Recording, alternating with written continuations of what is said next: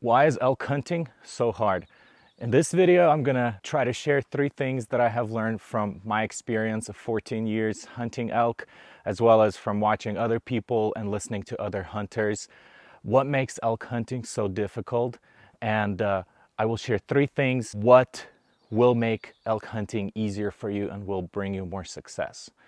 So first, you have to understand what kind of animal the elk are. And elk are big animals. They are herd animals. They like to move together. They need a lot of food. What kind of animal the elk is, we need to focus on what do they want? Where do they want to go? Why do they want to go there? And why do they stay there? For example, when September comes, it might be really hot and elk are going to start moving either up to the timberline in the mountains at higher elevation because that's where it's cooler, that's where there's more green food.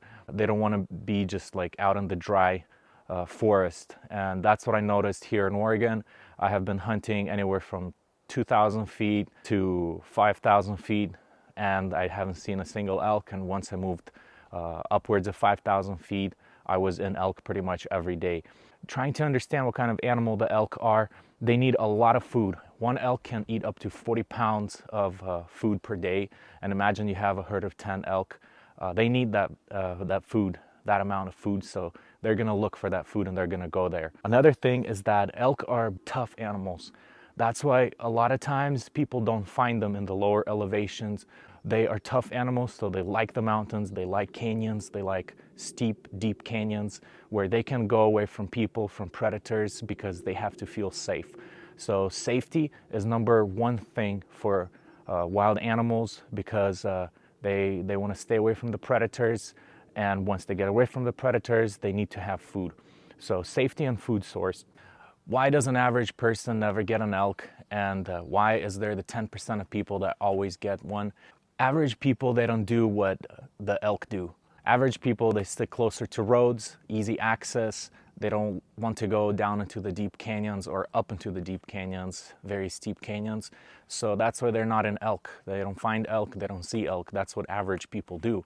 But if you want to get elk, if you want to harvest nice bulls, you gotta get off the roads, you gotta go into canyons, you gotta go and do what the average hunters don't do.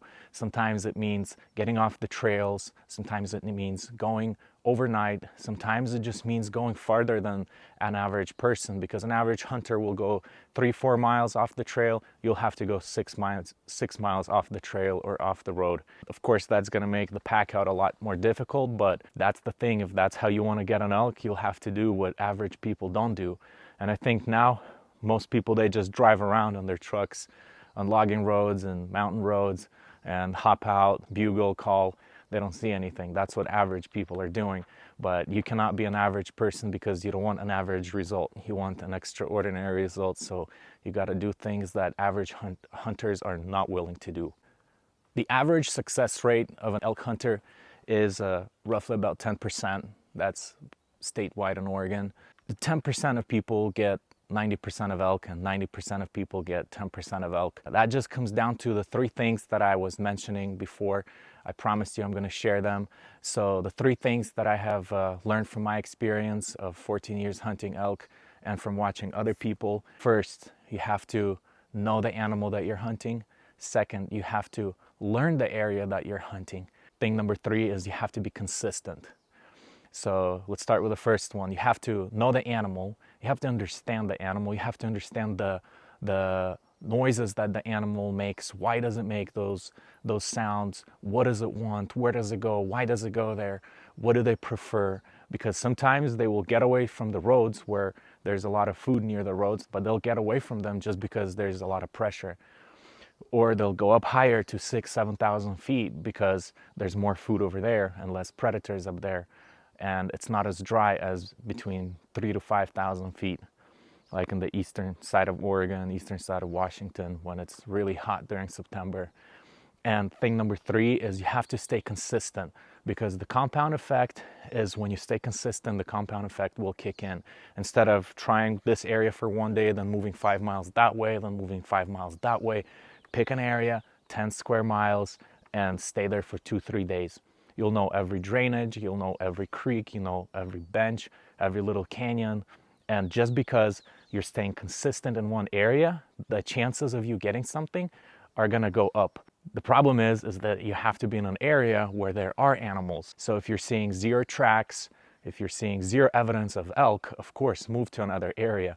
But what a lot of hunters do, they choose one area, they'll go there for half a day, then they're gonna drive 20 miles into a different direction and hunt the rest of the day over there.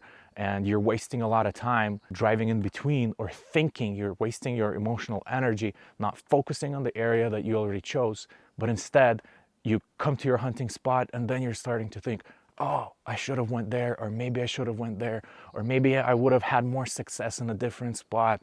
And then you're driving across the unit, 50 miles to try something else where there's elk in a lot of places. You just have to pick one area, 10, 20, 30 square miles, and there's elk there. And you have to study that area. Another thing is, a lot of times we see older guys who are like 60, 70, 75, killing elk all the time.